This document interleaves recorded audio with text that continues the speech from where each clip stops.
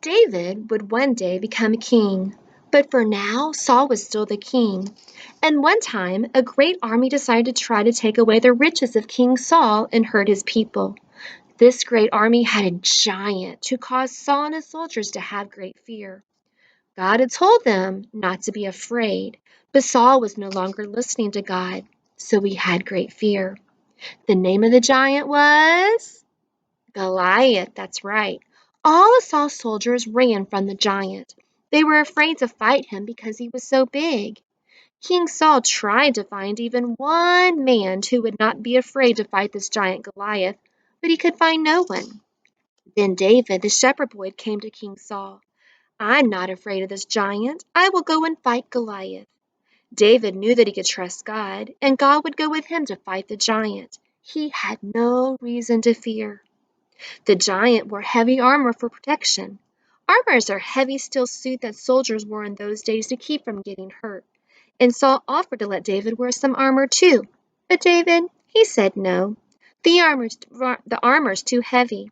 He knew God was going to protect him. Instead, David picked up 5 smooth stones from a brook that was nearby.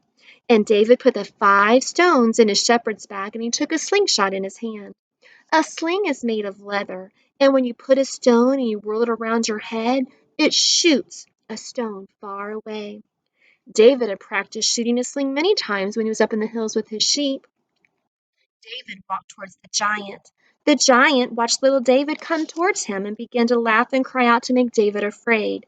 But David was not afraid one bit. Instead, he took one of the stones and he placed it in a sling.